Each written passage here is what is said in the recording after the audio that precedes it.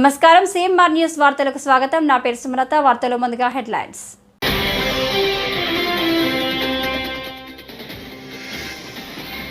దేవుడిని రాజకీయాల్లోకి లాగొద్దని కోర్టు చెప్పిన దురుద్దేశంతో ఇంకా అసత్య ప్రచారాలు. వైఎస్ జగన్ మండిపడ్డారు.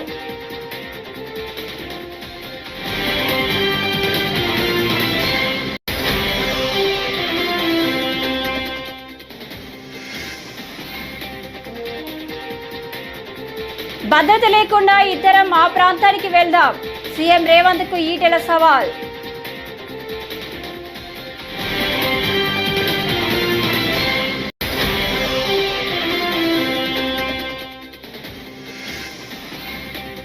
పవన్ హైందవ జాతిని కించపరుస్తున్నారని వైఎస్ఆర్సీపీ అధికార ప్రతినిధి భూమన కరుణాకర్ రెడ్డి మండిపడ్డారు.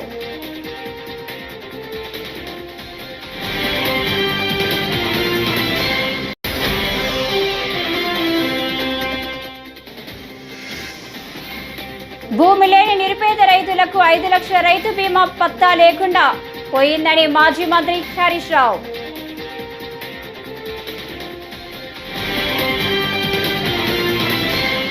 ఇక డీటెయిల్స్ చూస్తే తిరుమల ప్రతిష్టను సీఎం చంద్రబాబు అపవిత్రం చేశారని అన్నారు. వైఎస్ఆర్సీపీ అధినేత జగన్మోహన్ రెడ్డి దేవుడిని రాజకీయాల్లోకి లాగొద్దని కోర్టు చెప్పిన దురుద్దేశంతో ఇంకా అసత్య ప్రచారాలు చేస్తున్నారని వైఎస్ జగన్ మండిపడ్డారు. లడ్డు విషయంలో జరిగింది అబద్ధమని తెలిసినా పవన్ కళ్యాణ్ దానికి రెక్కలు కట్టారని ఆరోపించారు. అబద్ధాలతో తిరుమల విశిష్టతను దెబ్బతీయడమేనా సనాతన ధర్మం అని ప్రశ్నించారు. నిజంగా రాజకీయ దుర్బుద్ధితో కావాలని అబద్ధాలాడి జంతువుల కొవ్వును సైతం వాడి లడ్డూలు తయారు చేసినట్టుగా ఆ లడ్డూలను తిన్నట్టుగా పంచిపెట్టినట్టుగా తిన్నట్టుగా అసత్య ప్రచారంతో ఏదైతే ముఖ్యమంత్రి చంద్రబాబు నాయుడు గారు తిరుమల లడ్డును వెంకటేశ్వర స్వామి విశిష్టతను తిరుమల ప్రతిష్టను ఏ రకంగా అయితే తాను అపవిత్రం చేశాడో వాటి అన్నింటికి సంబంధించి గత కొద్ది రోజులుగా సాక్ష్య ఆధారాలతో సహా నేను చూపించడమే కాకుండా కోర్టులు సైతం చంద్రబాబు నాయుడు గారిని మొటిక్కాయలు వేసిన పరిస్థితులు గమనించాం. కోట్లాది మంది భక్తుల విశ్వాసాన్ని నమ్మకాన్ని దెబ్బతీస్తూ చంద్రబాబు నాయుడు అనే వ్యక్తి ఏ రకంగా తాను పద్ధతి ప్రకారం అబద్ధాలాడాడో. మూసీలో ఆక్రమణాల తొలగింపు అంశం రాజకీయ పార్టీల మధ్య కాక పుట్టిస్తుంది. సవాళ్లు ప్రతి సవాళ్లతో అధికార విపక్ష నేతల మాటల యుద్ధానికి దిగుతున్నారు. గురువారం సికింద్రాబాద్లోని కంటోన్మెంట్లో కుటుంబ డిజిటల్ కార్డుల ప్రారంభోత్సవ కార్యక్రమం సందర్భంగా సీఎం రేవంత్ రెడ్డి చేసిన వ్యాఖ్యలపై మల్కాజిగిరి ఎంపీ ఈటెల రాజేందర్ స్పందించారు. భద్రత లేకుండా మూసీ పరివాహక ప్రజల వద్దకు వెళదామని సవాల్ విసిరారు. రాష్ట్ర ముఖ్యమంత్రిని అనేటువంటి భావాన్ని కూడా మర్చిపోయి అత్యంత జుప్సాకరంగా ఈయన మా ముఖ్యమంత్రి అనే పద్ధతిలో మాట్లాడుతున్నారు. ఆయన మాటలకి చేతలకి ఎక్కడ పొందనుండదు. నేను ఇక్కడ ఎంపీని, లోకల్ ఎంపీని, నా గురించి వ్యక్తిగత కూడా మాట్లాడాను. బతికే చదువుకుంటేనే ఇంత సంస్కారం వస్తుంది, బతకచ్చినోడు అని చెప్పి. తర్వాత ఎవరో రాసిస్తే చదివేవాళ్ళ లెక్క, జ్ఞానం ఉందా, గిరాక్ కాఫీ లెక్క మాట్లాడుతున్నావు అంటే ఈ పిచ్చి మాటలకు తెలంగాణ సమాజం సిగ్గుపడుతుంది. ఏ మలకాయిలు ప్రజలు గెలిపించిండ్రు, గెలిపించిండ్రు 5 ఏళ్ల పాటు వాళ్ళ ముఖం చూడకుండా మోసం చేసినటువంటి నాయకుడు నిలబడి ఎప్పుడు పని చేయలేదు. మంత్రి పని కూడా చేయలేదు. నువ్వెప్పుడు ఒక కాన్స్టెంట్గా ఉండేటువంటి ప్రజలు కాదు. అంటే నువ్వు ఆర్థిక దిగజారిపోయింది, రుణమచ్చే ఆస్కారం లేదు. కానీ 1,50,000 కోట్ల రూపాయలు నేను మూసి ప్రక్షాళన కోసం ఖర్చు పెడుతున్నామంటే మేము అంటున్నది ఏంటంటే, ఇవాళ నీ రోడ్ మ్యాప్ ఏంది, నీ డిపిఆర్ ఏంది, నువ్వు ఎప్పటి నుంచో ఎప్పటిలో పూర్తి చేస్తావు, దేనికి ఎంత ఖర్చు అవుతుంది, ఎవరు నీ కాంట్రాక్ట్లు ఎవరు, ఇవన్నీ చెప్పాల్సిన బాధ్యత లేదా? ఇవాళ ఒకటి ఏంటంటే, ఇవాళ రాష్ట్ర ప్రభుత్వంగా రేవంత్ రెడ్డిగా కేసీఆర్ గారు 6 సంవత్సరాలు పట్టింది తన వైఫల్యాలు, తన నిజ స్వరూపం, తన కర్కోటక పద్ధతి, తన దోపిడీ విధానం, ప్రజా కంటక పద్ధతులు తిరగడానికి 6 ఏళ్ళు పట్టింది.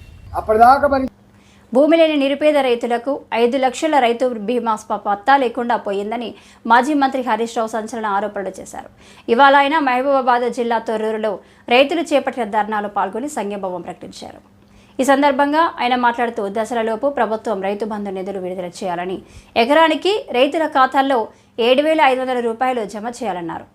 ఇకనైనా కుంటి సాకులు చెప్పకుండా అందరికీ 2 లక్షల రుణమాఫీ చేయాలని డిమాండ్ చేశారు.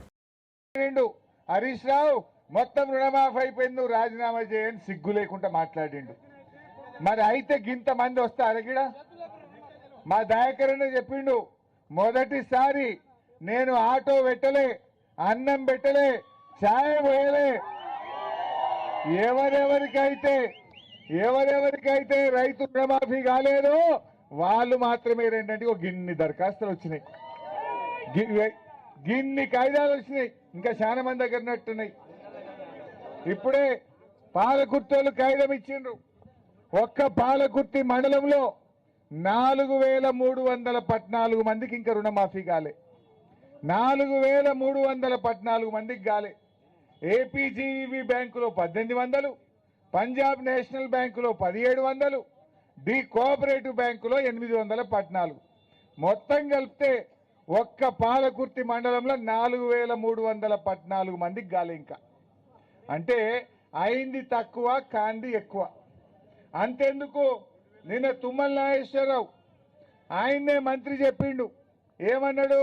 మేము 22 లక్షల మందికి చేసినాం, ఇంక 20 లక్షల మందికి చేయలేదని వ్యవసాయ మంత్రి చెప్పిండు. అయితే ఆయన చెప్పిన 22 లక్షల మందికి కూడా మొత్తం కాలే. బ్యాంకులకు వచ్చినాక పాస్బుక్ మీద ఒక పవన్ హైందవ జాతిని కించపరుస్తున్నారని వైఎస్ఆర్సీపీ అధికార ప్రతినిధి భూమన కరుణాకర్ రెడ్డి మండిపడ్డారు.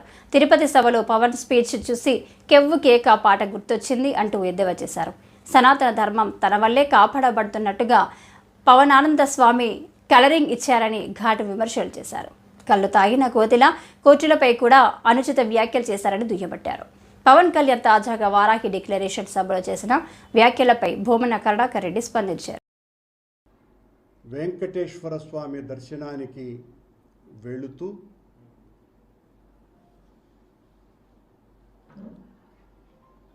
ఆయన దారి పొడుగున 100 సంవత్సరాలుగా శాపగ్రస్తలైనటువంటి కొన్ని మెట్లను విముక్తి చేస్తూ, అంటే మా వాళ్ళు కొంతమంది ఆయన అలసి సొలసిపోయి పడిపోయినాడు అని అన్నారు. కానీ ఆయన అలసి సొలసి కాదు, ఆయన ఆ శాపగ్రస్తలైనటువంటి మెట్లను శాప విముక్తి చేయటం కోసమని కొన్ని చోట్ల పడుకొని దొర్లుతూ, కొన్ని చోట్ల పూర్తిగా పడిపోయి తన స్వేదతో ఆ మెట్లకు ప్రోక్షణ చేసి శాపగ్రస్త విముక్తుల్ని చేసి కొండ మార్గాన తిరుమలకు చేరుకున్నారు. చేరుకున్న తర్వాత నిన్న వారు దర్శనానికి కూడా వెళ్ళటం జరిగింది. పీఠాధిపతి వర్యులు వెళుతూ గత 13-14 సంవత్సరాలుగా ఏ రోజు వాళ్ళ కూతుర్లను దైవ దర్శనానికే తీసుకురానటువంటి వ్యక్తి, సనాతన ధర్మ ఆచారం ప్రకారము వెంకటేశ్వర స్వామి పట్ల అపారమైనటువంటి నమ్మకం కలిగినటువంటి వాళ్ళందరూ కూడా తమ పిల్లలకి 9 నెలలకో 11 నెలలకో తలనీలాలు తీయించేటువంటి. దసరా సందర్భంగా విజయవాడలో దేవీ శరణ్ నవరాత్రి ఉత్సవాలు వైభవంగా జరుగుతున్నాయి. బాలత్రిపుర సుందరి అవతారంలో అమ్మవారి భక్తులకు దర్శనమిచ్చారు. ఇంద్రకిలాద్రిపై ఈ సందర్భంగా ఏర్పాటు చేసిన లేజర్ షో అందరినీ ఆకట్టుకుంది.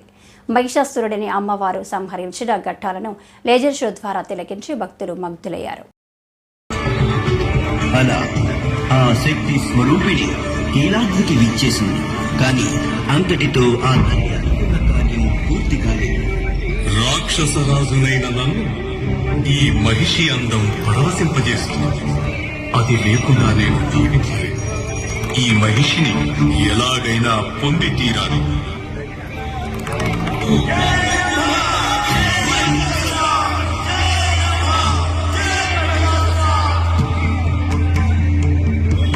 బ్రహ్మజ్ఞానం ప్రథమం పురస్తాత్ దేశీ మాతా సురుచో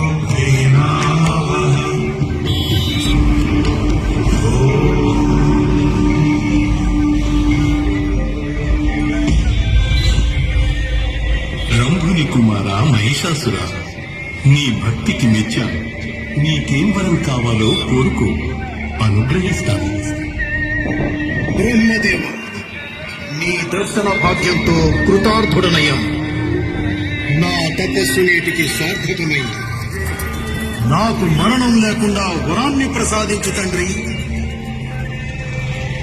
భక్తాగ్రేసర, ప్రకృతి విరుద్ధమైన ఈ వరాన్ని ప్రసాదించడం సాధ్యం కాదు. నేను ప్రసాదించగలిగిన మరేదైనా వరం కోరుకు.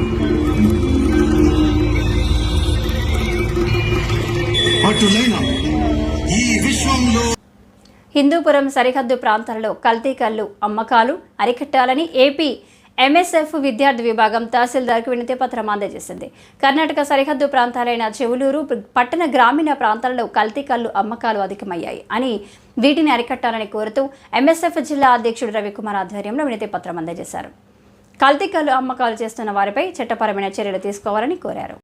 దాదాపుగా 1,00,000 లీటర్ల పైన నాణ్యమైన కళ్ళు నిరుపేదలకు అందించకుండా అందులో ఆల్కోజలం, సిహెచ్ ఇలాంటి రసాయన పదార్థాలు వాడి నిరుపేదల జీవిత కుటుంబాల్లో వెలుగులు ఆర్పేటువంటి రకంగా ఈ యొక్క కల్తీ కళ్ళు కాంట్రాక్టుదారులు చేస్తున్నారు. ఈరోజు ఈ యొక్క కల్తీ కళ్ళు కాంట్రాక్టుదారు అనేటువంటి రామకృష్ణ అనేటువంటి వ్యక్తి ఏ అధికార పార్టీ వస్తే అధికార పార్టీలో ఒక ఆ యొక్క నాయకులతో అండదండలతో వారికి ఒక మామూలు రూపంలో ఇచ్చుకుంటూ ఎక్కే శాఖకు తన గుప్పెట్లో పెట్టుకుని ఈరోజు అతను చలామణి అయినటువంటి సందర్భం. ఈరోజు ఈ యొక్క రామకృష్ణ అనేటువంటి కళ్ళు కాంట్రాక్టుదారుడు ఏ అధికార పార్టీ వస్తే అధికార పార్టీ నాయకులతో అన్ని రంగాల్లో వారికి సమకూర్చుకుంటూ ముందుకు పోతున్నటువంటి వ్యక్తి. కాబట్టి ఈ రోజు దాదాపుగా 1,00,000 బాటిల్లో హిందూపురం పరిసర ప్రాంతాల్లో అమ్ముతున్నారు. ఎక్కడి నుంచి 1,00,000 బాటిల్లో వస్తున్నాయి అనేటువంటి ప్రస్తావన ఈ యొక్క రెవెన్యూ శాఖ అధికారులు కానీ ఎక్సైజ్ శాఖ అధికారులు కానీ ప్రత్యేక కమిటీ ఏర్పాటు చేయాలి. ఈరోజు మన హిందూపురం ప్రాంతాల్లో కానీ ఉమ్మడి జిల్లాలో కానీ వర్షాలు పండగ చెట్లు ఎండిపోయి బీడులు బారి ఎక్కడా కూడా ఈత చెట్లు లేనటువంటి పరిస్థితి నెలకొంటుంది. అటువంటి పరిస్థితుల్లో ఈ యొక్క కళ్ళు ఇన్ని లీటర్ల కళ్ళు ఎక్కడి నుంచి వస్తుంది అనేటువంటి అంశాన్ని ఈ యొక్క శాఖ అధికారులు దృష్టికి తీసుకుని ప్రత్యేక విచారణ చేయాలా. అదేవిధంగా ఈ యొక్క కల్తీ కళ్ళు తాగి ఎంతో మంది క్షేత్రస్థాయిలో నరాలు బలహీనత అయిపోయి ఎంతో మంది దళితులు బీసీలు రోడ్డు పైన పడేటువంటి అంశం. కాబట్టి వాళ్ళ కుటుంబాల్లో ఉన్నటువంటి విద్యార్థులు చదువుకోక ఆ చదువు దూరమయ్యి పూర్తిగా నాశనమైనటువంటి పరిస్థితి నెలకొంటుంది. కాబట్టి దయచేసి అధికార యంత్రాంగం ఇప్పటికైనా వారి మీద దృష్టి సాగించి ఒక విచారణ కమిటీని నివేదికను ఏర్పాటు చేసి పూర్తిగా ఈ కళ్ళు కాంట్రాక్టుదారులపైన చట్టరీత్యా చర్యలు తీసుకోవాల్సిందిగా ఎంఎస్ఎఫ్ విద్యార్థి సంఘం తరఫున పూర్తిగా డిమాండ్ చేస్తున్నారు. శ్రీ సత్యసాయి జిల్లా హిందూపురం డివిజన్లో దసరా నవరాత్రులను పురస్కరించుకుని విగ్రహాల ఏర్పాటుకు ఎలాంటి అనుమతులు ఇవ్వలేదని డీఎస్పీ మహేష్ గురువారం తెలిపారు. గతంలో ఎప్పుడు కూడా విగ్రహాలు ఏర్పాటు చేయలేదని ఇప్పుడు కొత్తగా పెడుతున్నట్లు సమాచారం వచ్చిందన్నారు. పబ్లిక్ స్థలాల్లో ఏర్పాటు చేయాలంటే తప్పనిసరిగా పోలీసుల అనుమతి తీసుకోవాలన్నారు. ప్రజల శాంతి భద్రతల కోసం అందరూ సహకరించాలని కోరారు. ఈరోజు అక్టోబర్ 3 నుంచి 12 వరకు దసరా ఉత్సవాలు ఉన్నాయి. హిందూపూర్ ప్రజలందరికీ దసరా మహోత్సవ శుభాకాంక్షలు. అందరూ శాంతియుతంగా భక్తి శ్రద్ధలతో వారి వారి ఇంటి వ్యక్తులతో దసరా ఉత్సవాల్ని అద్భుతంగా జరుపుకోవాలని కోరుకుంటున్నాం. మాకు పోలీసు వారికి మాకు వచ్చిన సమాచారం ప్రకారం కొత్తగా ఇప్పటి వరకు లాస్ట్ ఇయర్ వరకు ఏర్పాటు చేయని వారు కొత్తగా విగ్రహాలు ఏర్పాటు చేస్తున్నారని మా దృష్టికి వచ్చింది. ఎవరికి మేము పర్మిషన్ ఇవ్వలేదు. పోలీస్ యాక్ట్ కూడా అమల్లో ఉంది. మా దగ్గరికి కూడా పర్మిషన్ తీసుకోవడానికి ఎవరు రాలేదు. ఎందుకంటే మీరు పెట్టేది పబ్లిక్ ప్లేస్లో పూజలు చేస్తారు, పబ్లిక్ ప్లేస్లో చాలా కార్యక్రమాలు చేస్తారు. అలాంటి సందర్భాల్లో ఖచ్చితంగా పోలీసు వారికి ఇంటిమేషన్ ఇవ్వడము, పర్మిషన్ తీసుకోవడము ఖచ్చితంగా అవసరం. ఎందుకంటే పబ్లిక్ పీస్ అనేది మాకు చాలా ఇంపార్టెంట్. మీరు పూజలు అద్భుతంగా చేసుకోండి, దానికి సంబంధం లేదు.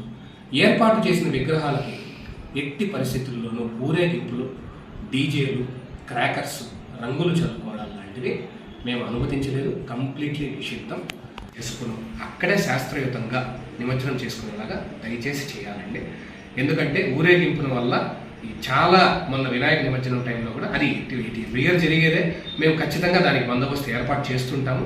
ఈసారి దీనికి మేము బందోబస్తు కూడా పెద్ద ఏమీ ఏర్పాటు చేయని రోజుల్లో మీరు ఇట్లా చేసినందుకు, మీరు ఇట్లా ఊరేగింపులు ఇవన్నీ పెట్టుకున్నప్పుడు టౌన్ యొక్క పీస్ అండ్ ట్రాంక్విలిటీ దెబ్బతింటుంది. సో దానికి ఆ పీస్ అండ్ ట్రాంక్విలిటీ దెబ్బతినకుండా ఉండడానికే మేము ఈ మెసేజ్ అందరికీ పాస్ అయ్యే విధంగా చేస్తున్నామండి. అందరికీ దసరా శుభాకాంక్షలు. మేము కూడా జరుపుకుంటాం, మీరు కూడా ఆనందంగా జరుపుకోవాలి.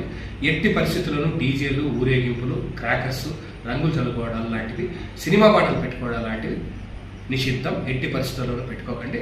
దీన్ని అతిక్రమించిన వారికి ఖచ్చితంగా లాపరంగా మేము ఖచ్చితంగా యాక్ట్ చేస్తామండి. ఖచ్చితంగా యాక్షన్ తీసుకోబోతున్నాం. Thank you. విజయవాడ ఇంద్రకీలాద్రిపై దసరా శరన్నవరాత్రి ఉత్సవాలు వైభవంగా ప్రారంభమయ్యాయి. కనకదుర్గమ్మకు భక్తులు పెద్ద సంఖ్యలో కానుకలు సమర్పిస్తున్నారు. ముంబైకి చెందిన సౌరభ్ అనే వ్యాపారి వజ్రాల కిరీటం, సీఎం రాజేష్ అనే మరో వ్యాపారి వజ్రాలతో చేసిన సూర్య చంద్రులను అమ్మవారికి కానుకగా సమర్పించారు. తూర్పు గోదావరి జిల్లాకు చెందిన భక్తులు హైమావతి, సూర్యకుమారి అమ్మవారికి నత్తు, బొట్టు, ముఖ్యర చేయించారు. వీటిని దసరా తొలి రోజు దేవాదాయ శాఖ కమిషనర్ సత్యనారాయణ ఈవో రామారావుకు అందజేశారు. వీటిని విజయవాడ పశ్చిమ నియోజకవర్గ ఎమ్మెల్యే సుజనా చౌదరి తిలకించి ఏపీ ప్రభుత్వం తరపున దాతలకు ధన్యవాదాలు తెలిపారు. రేపటి నుంచి అమ్మవారి మూల విరాట్ అలంకరణలో ఈ ఆభరణాలను వినియోగించనున్నట్లు ఆలయ పండితులు తెలిపారు.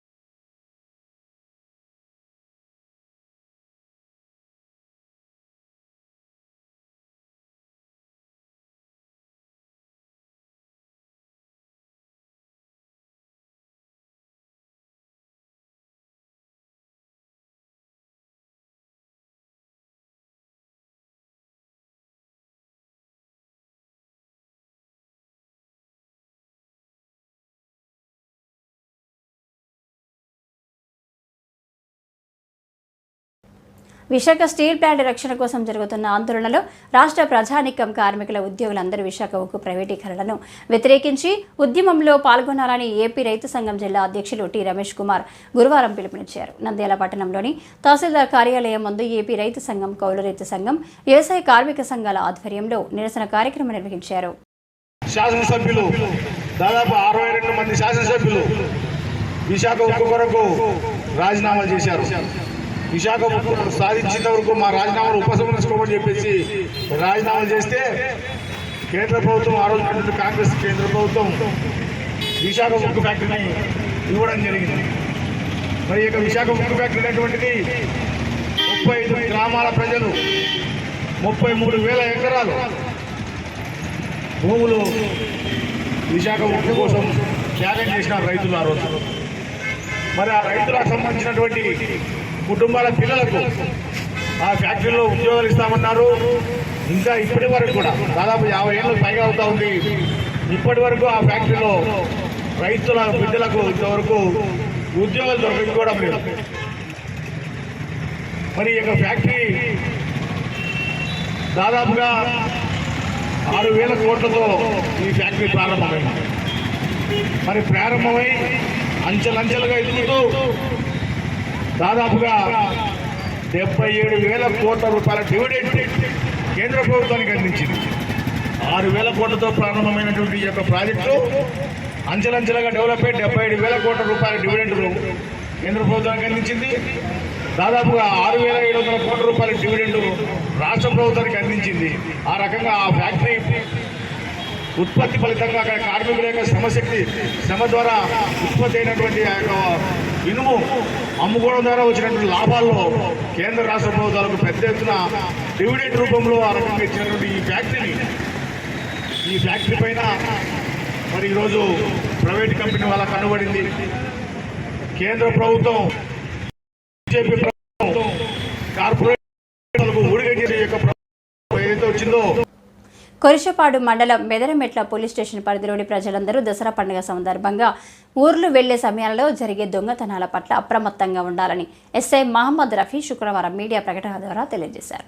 ప్రస్తుతం దసరా సెలవుల నేపథ్యంలో దొంగతనాలు జరిగే అవకాశం ఎక్కువగా ఉందని ఆయన పేర్కొన్నారు.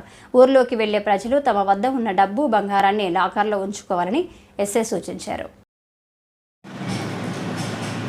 మేదరమెట్ల గ్రామ పోలీస్ స్టేషన్ పరిధిలో ఉన్న గ్రామ ప్రజలకి, మేదరమెట్ల మరియు కొరిషపాడు పరిధిలో ఉన్న గ్రామ ప్రజలందరికీ కూడా నమస్కారం.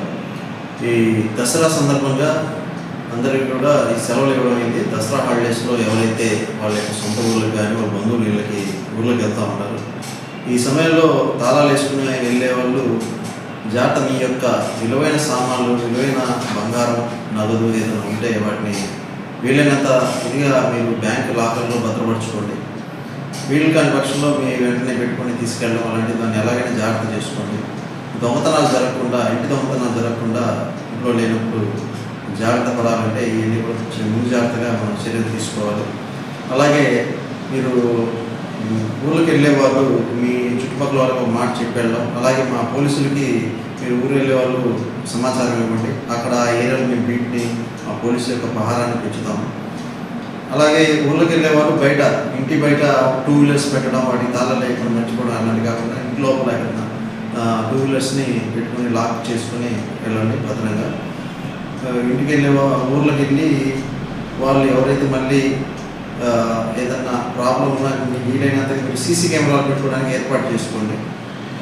అలాగే గ్రామ ప్రజలు ఎవరైనా కానీ మీకు అనుమానాస్పదంగా కొత్త వ్యక్తులు మీకు తారసపడితే మాకు కాల్ చేయండి.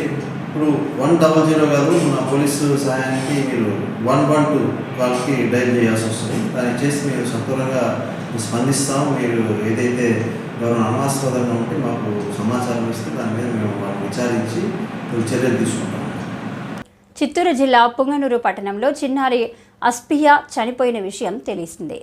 ఈ నేపథ్యంలో వాళ్ళ కుటుంబ సభ్యులను పరామర్శించడానికి మాజీ సీఎం జగన్ ఈ నెల 9వ తేదీన పుంగనూరు పట్టణానికి వస్తారని తంబళ్లపల్లి ఎమ్మెల్యే పెద్దిరెడ్డి ద్వారకానాథరెడ్డి శుక్రవారం తెలిపారు. చిన్నారి మృతికి సంతాపం తెలిపేందుకు వైసీపీ నాయకులు, కార్యకర్తలు పెద్ద ఎత్తున తరలి రావాలని ద్వారకానాథరెడ్డి తెలిపారు.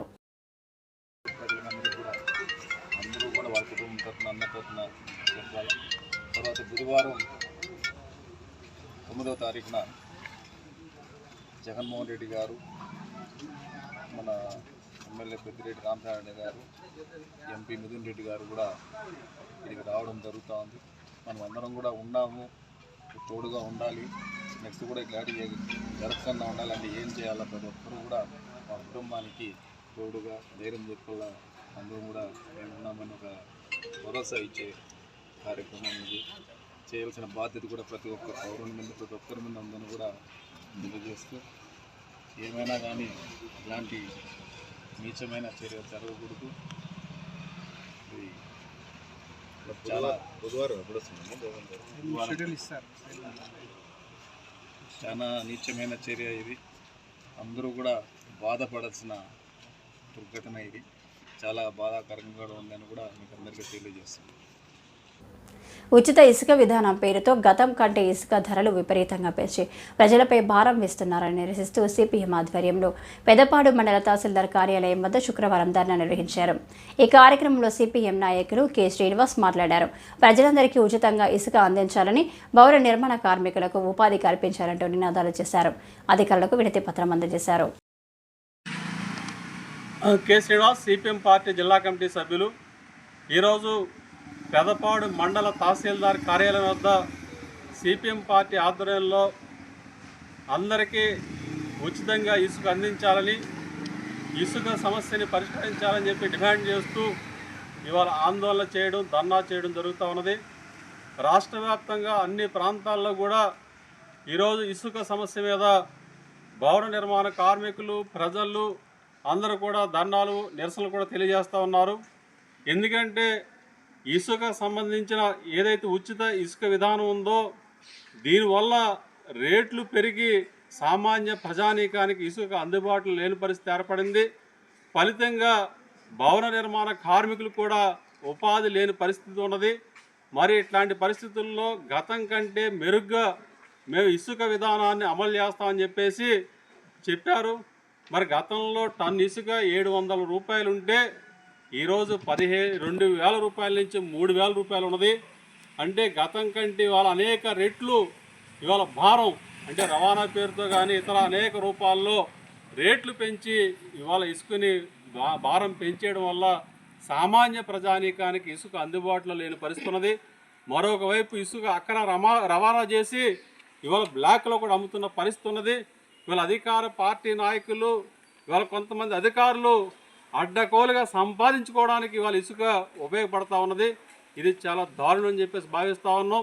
అటు భవన నిర్మాణ కార్మికులకు పొట్టగొట్టి, అలాగే ఎవరైతే సామాన్య ప్రజానికి ఇల్లు నిర్మించుకుంటున్నారో వాళ్ళకి మరింత భారం చేసే పద్ధతుల్లో ఈ ప్రభుత్వ విధానం ఉండడం చాలా దుర్మార్గం.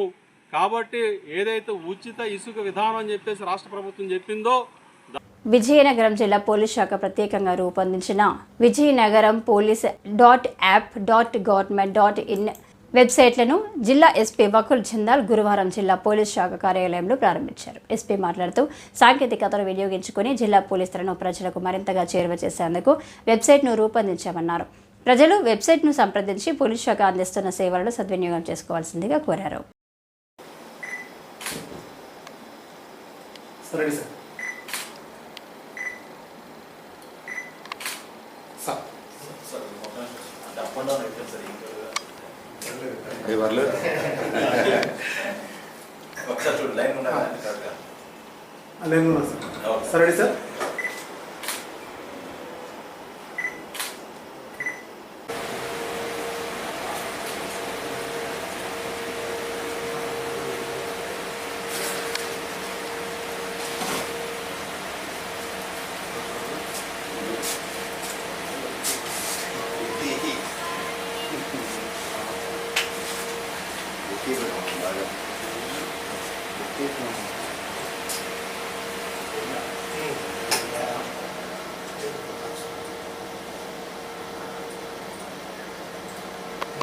ఈ వార్తలు ఇంతటితో సమాప్తం.